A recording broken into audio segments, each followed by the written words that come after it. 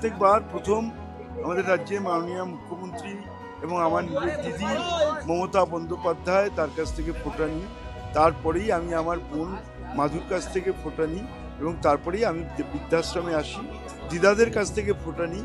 আর আমাদের ইন্ডাস্ট্রির যত আমার বোনেরা রয়েছে যারা অ্যাভেলেবেল থাকেন তারা সবাই আসেন, এসে আমরা এই ভাইফোঁটার একটা পবিত্র উৎসব প্রত্যেক বছরই আমরা এটা অনুষ্ঠান করি। সবসময় চাই বোনেরা সবসময় ভালো থাকুক, আরও বেশি করে করে কাজ করুক, বাংলা ইন্ডাস্ট্রির নাম করুক। আমাদের মুখ্যমন্ত্রী যেটা বলেন বলিউড নয় হলিউডে গিয়ে কাজ করতে হবে, সেই আশাই সবের আশীর্বাদ করি সবসময়। আর আমি সবসময় ওদের পাশে ছিলাম, আছি, আগামী দিনেও থাকবো। দেখো কয়েকটি বিক্ষিপ্ত ঘটনা নিয়ে তো হয় না, কয়েক কোটি রয়েছে। আমরা ভাইরা আমাদের বোনেদের প্রোটেক্ট করি আর আমাদের বোনেরা আমাদের ভাইদের প্রোটেক্ট করে, এটাই হচ্ছে আমাদের বাংলার কৃষ্টি সংস্কৃতি ঐতিহ্য। আমরা সবাই সবাইকে প্রোটেক্ট করব। তার মধ্যে কিছু দুষ্টভাবী মানুষ বিক্ষিপ্ত ঘটনা ঘটান। আমরা তো আমাদের সরকার অপরাজিতা বিল করেছি, সেই বিল যদি আজকের সরকার কেন্দ্রীয় সরকার সেটি যদি পাশ করে দেন তাহলে কেউ আর এই দুঃসাহসটাকে আজকে দিনটা আমার কাছে খুব স্পেশাল, কারণ ভাইফোঁটাটা আমাদের পরিবারের একটা মানে উৎসবের মতো। এবং আমি মনে করি যে এই দিন ভাই বোনরা মানে আমি আজকে যেরকম আমার ছেলে আর মেয়েকে বলেছি যে তোমরা ফোঁটা দেবে, আর মেয়েকে সব অ্যারেঞ্জ করে দেবো একটু পরে, কিন্তু আমার এবার মা নেই তো মানে এই বছর, তো আমাদের বাড়িতে সেভাবে ফোঁটা হচ্ছে না, কিন্তু ভাইদের সবাইকে শুভেচ্ছা পাঠিয়েছি সকালবেলা।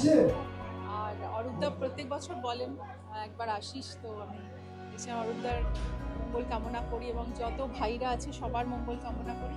আর আমাদের বাড়িতে এটা একটা বিরাট ঠাকুমা থাকতে একটা বিরাট উৎসবের মতো চিরকাল হয়েছে, তো ভাইফোঁটার দিনটা আমি খুব মিস করি মানে সেইটা না হলে।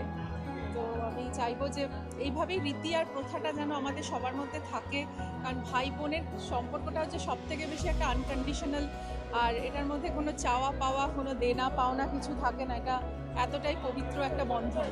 তাই এভাবেই যেন ভাই বোনরা একে অপরকে ভালোবাসতে থাকে। অনেক সময় শুনি যে ভাই বোনদের মধ্যে অনেক কলহ হচ্ছে, অনেক বিষয় নিয়ে তাদের ডিফারেন্সেস হচ্ছে, কিন্তু এটা মনে রাখতে হবে যে ওইটাই একমাত্র যেখানে মায়ের থেকে দুজন এক হয়, মানে দুজন আসে, এই রক্তের বন্ধন, এই ভালোবাসা। তো রক্তের বন্ধন ছাড়াও বলবো যে যাদের সঙ্গে অনেক রক্তের মতো বন্ধন, সেই ভালোবাসা অনেক বড়। তো এই বছর ফোঁটা দিলাম, এখন আমি আমার কনস্টিটুয়েন্সিতে যাব, তারপরে বিকেলবেলা আবার নিজের কাজ আছে।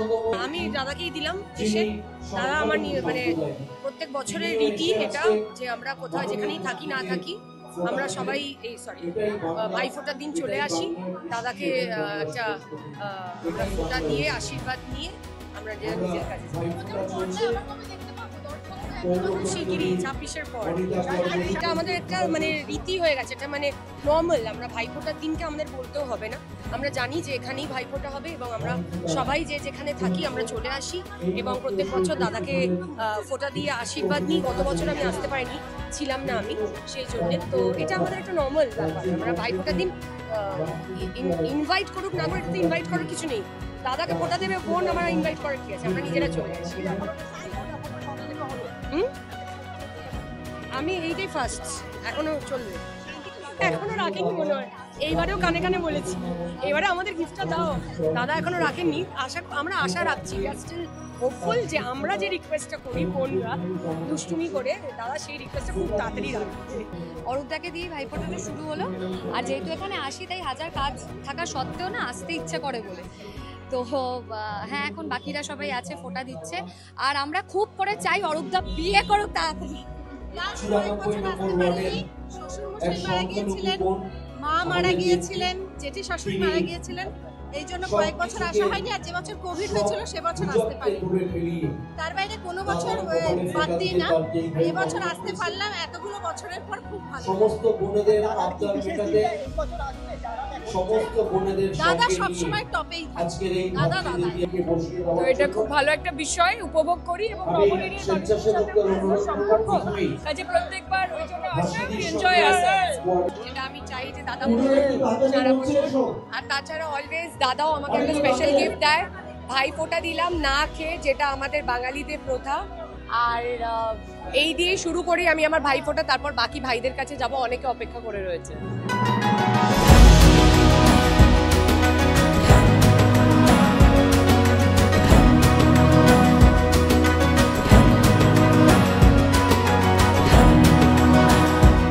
ফলো করুন সংবাদ প্রতিদিন ডিজিটাল।